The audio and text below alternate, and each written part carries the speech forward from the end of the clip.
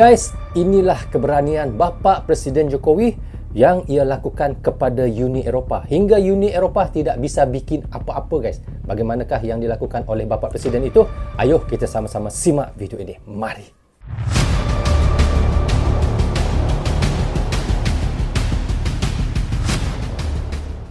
Assalamualaikum, apa khabar semua? Berjumpa lagi kita di dalam Brozul Channel guys. Apa khabar anda orang Indonesia, orang Malaysia dan di seluruh Nusantara? Apa khabar anda semua? Jika sihat, Alhamdulillah guys. Itulah sebaik-baiknya rezeki yang Allah berikan kepada kita, kesihatan dan umur yang panjang. Tanpa kesihatan, tanpa umur yang panjang, kita tidak bisa bikin apa-apa pun. Okey guys, hari ini saya mahu merencanakan satu video daripada channel Perspektif.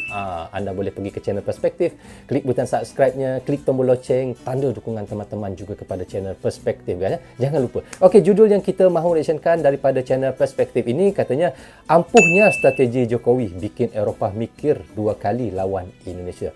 Itulah seperti yang kita katakan di intro tadi, bagaimana kehebatan Bapa Presiden Jokowi, bagaimana kebijakan Bapa Presiden Jokowi hingga Uni Eropah ataupun negara-negara yang ada di Eropah itu tidak berani bikin apa-apa guys. Dan apa yang tujuan Bapa Presiden Jokowi melakukan semua itu adalah untuk kemajuan Indonesia, kerana kita tahu berpuluh-puluh tahun Indonesia, negara Indonesia dikerok hasil buminya.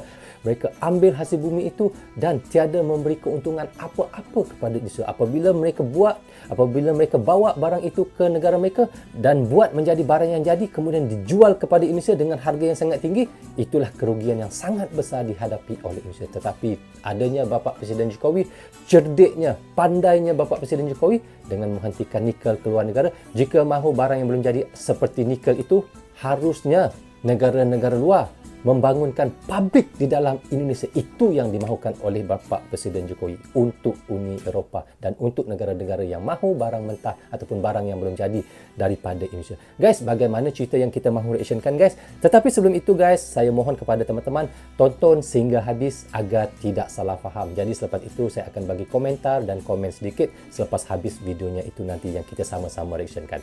Okey guys, tanpa basa-basi dan tanpa berlengah lagi, ayo kita sama-sama tonton dan reaction bersama dengan Brozul Channel. Mari. Perang nikel bikin mangkel, Jokowi tantang balik Uni Eropah. Ditulis oleh Anton Cahaya dari Seaword.com. Keberanian mengambil keputusan sebagai bentuk tanggung jawab demi rakyat Indonesia benar-benar ditunjukkan oleh seorang Jokowi.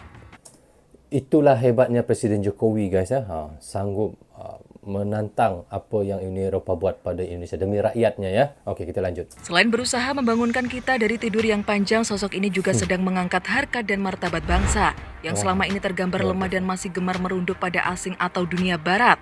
Jokowi tak ingin bangsa ini dipersepsikan sebagai kacung. Untuk bangsa sebesar Indonesia, sekedar membangun pondasi awalnya saja satu dasawarsa tak cukup. Sedih, tapi kembali mesti saya utarakan untuk mengingatkan dan melek atas fakta. Coba perhatikan, selain fokus bangun negeri, Jokowi cukup direpotkan harus merebut kembali sumber kekayaan alam yang puluhan tahun dikuasai asing dengan kerjasama yang merugikan dan hanya dinikmati para mafia. Saban tahun, Indonesia harus rela melihat kekayaan alamnya dinikmati negara lain. Apalagi saat harga komoditas dunia meningkat, membuat Indonesia semakin merana. Sebab tidak bisa meraup maksimal hasil kekayaan alamnya, ini benar-benar ironis.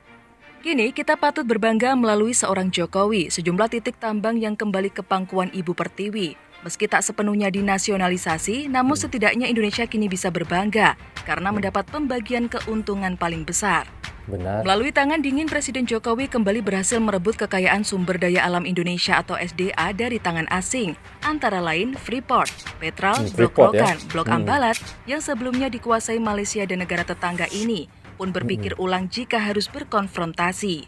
Kemudian ada Blok Mahakam, Newmont, dan yang terbaru tambang nikel raksasa Brazil, PT Vale Indonesia Tbk atau Inco.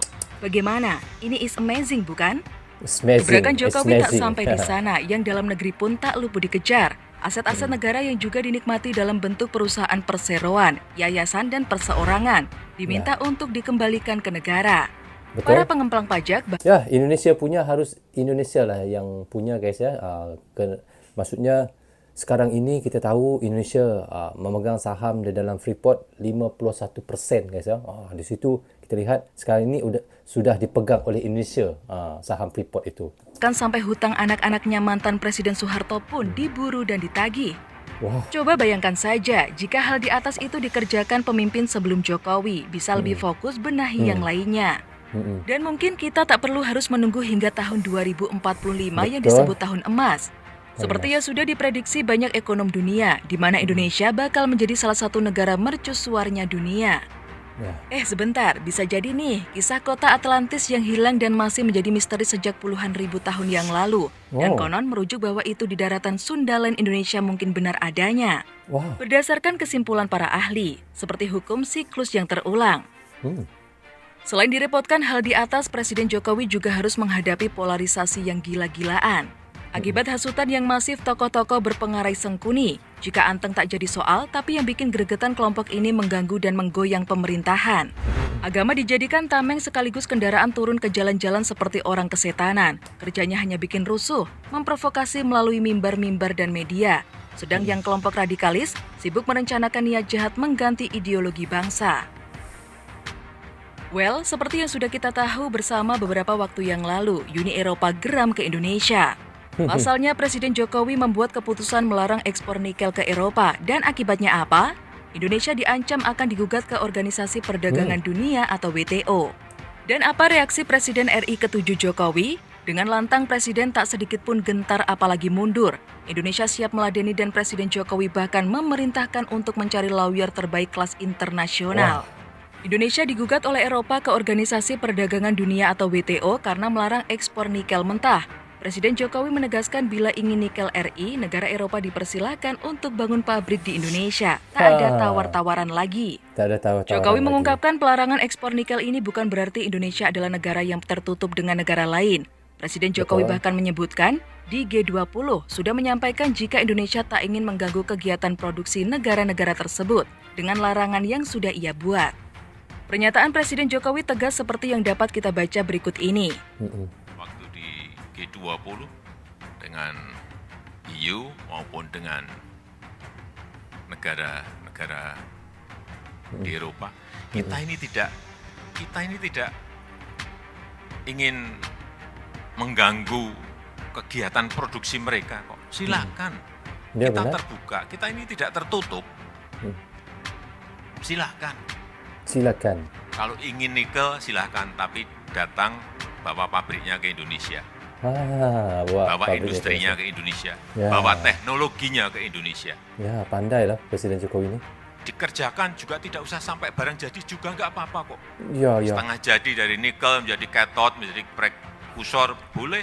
Nanti baterainya dikerjakan di sana silahkan, mobilnya Ya. dikerjakan di sana silahkan. Tapi lebih pabriknya baik kalau harus- semuanya dikerjakan di sini. Akan lebih efisien. Saya sampaikan apa Efisien. adanya. Artinya kita nggak tertutup. Benar. Beda kalau kita tertutup, nggak mau pokoknya mau kita produksi sendiri, nggak boleh orang lain masuk. Boleh kok. Tapi di sini, karena kita ingin membuka lapangan kerja yang sebanyak-banyaknya di negara kita Indonesia. Benar. Goalnya Hebat ada di Presiden situ. ini. Woi, saya bangga Dari guys. pernyataan Presiden di atas jelas bukan tanpa resiko. Maka jangan heran jika dibarengi dengan tindakan yang cerdas dan penuh makna dari Presiden Hebat lah Jokowi. Presiden Jokowi. Tindakan apa saja itu?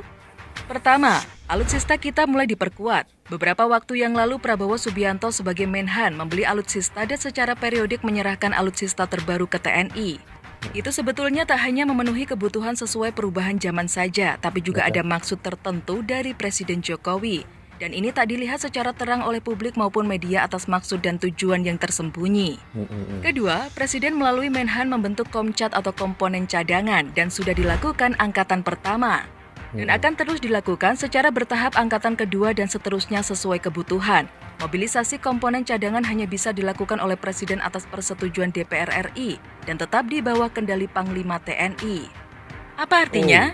Ingat, Presiden kita itu orang Solo yang suka kirim simbol. Itu semacam perang psikologis untuk kesiapan, strategi tinggi untuk menurunkan mental lawan. Bahwa negara kita juga sudah sangat siap dari sisi pertahanan jika sampai ada yang berani mengganggu kedaulatan Republik Indonesia, maka Angkatan Bersenjata RI siaga.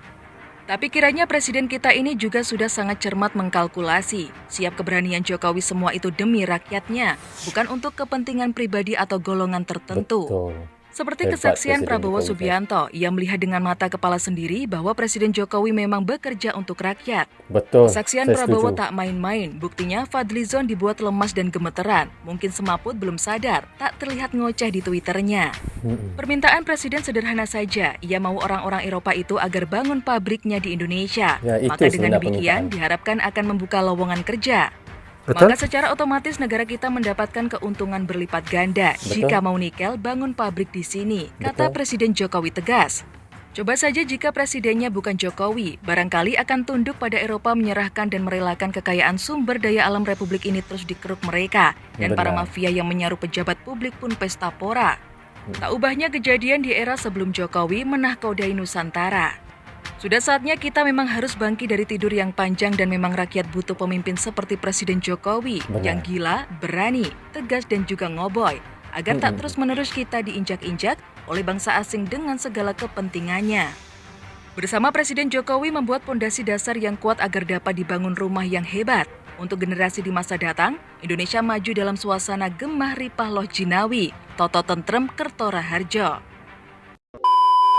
So, okay guys, kita sudah pun mereaction daripada channel Perspektif. Bagaimana kata daripada channel Perspektif, jika Uni Eropah mahu nikel Indonesia itu ataupun barang yang belum jadi daripada bumi Indonesia, harus bikin pabrik di dalam negeri Indonesia. Bukannya beli nikel itu dan barang yang belum jadi itu dibawa ke luar negara.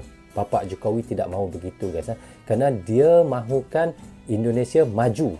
Jadi sebab itulah sesiapa sahaja yang mahu membeli nikel, mahu nikel daripada Indonesia, harusnya membangun pabrik di dalam negeri Indonesia sendiri. Kerana di situ nanti kalau barang itu sudah setengah jadi, enggak apa-apa dieksport ke luar negara, tetapi harusnya barang yang belum jadi seperti nikel itu harusnya dibuat di dalam negeri sendiri, mau buat baterai kah, mau buat apa kah, di dalam negeri sendiri. Kerana itulah nanti ada peluang untuk rakyat-rakyatnya bekerja, ada peluang pekerjaan untuk warga Indonesia sendiri. Itulah hebat Jokowi ya. Dan kerana sebab itulah Bapak Presiden Jokowi menghentikan nikel untuk dieksport. Dan jika mahu dieksport, harusnya barang yang sudah jadi. Kerana kita lihat bagaimana puluhan tahun ya, Indonesia hasil buminya dikerok oleh negara asing, diambil dan diolah ke luar negeri. Jadi apabila barang itu sudah jadi, dijual ke dalam Indonesia semula dengan harga yang sangat berlipat-lipat kali ganda tingginya guys. Dan disitulah kebijakan Bapak Presiden Jokowi, mahu membina sesuatu, mahukan nikel daripada Indonesia, harus buka pabrik di dalam Indonesia. Barulah bisa untuk mendapatkan nikel Indonesia itu. Jadi ada peluang untuk pekerja-pekerja Indonesia. Jadi ada peluang untuk warga-warga Indonesia bekerja. Dan disitulah nanti ekonomi Indonesia akan bertambah naik, bertambah majulah rakyat-rakyat Indonesia. Itulah hebatnya Bapak Presiden Jokowi. Kalau daripada dulu guys, bagi saya kalau daripada dulu lagi, daripada pemerintah zaman-zaman Presiden dulu, kalau sudah lakukan seperti Bapak Presiden Jokowi ni guys, bagi saya Indonesia ini sudah lama menjadi negara yang sangat maju di Asia ataupun di ASEAN ataupun di seluruh dunia lah ya. Itulah kehebatan Bapak Presiden Jokowi, dan kita harap selepas ini jika ada pengganti Bapak Presiden Jokowi dapat menyambung legasi apa yang dilakukan oleh Bapak Presiden Jokowi demi kemajuan Indonesia. Itu yang saya fikirkan, itu yang saya harapkan ya guys. Okey guys, rasanya sampai di sini saja untuk reaction sekali ini, dan saya ucapkan terima kasih banyak-banyak kepada anda yang sudi menonton, yang sudi mereaction bersama dengan saya. Tanpa tontonan teman-teman, tiadalah Brozo Channel di dalam YouTube ini. Terima kasih banyak-banyak kepada anda semua. Mudah-mudahan anda semua diberikan kesihatan yang baik dan diberikan umur yang panjang. Okey, sampai di sini saja. Assalamualaikum. Goodbye. Bye-bye.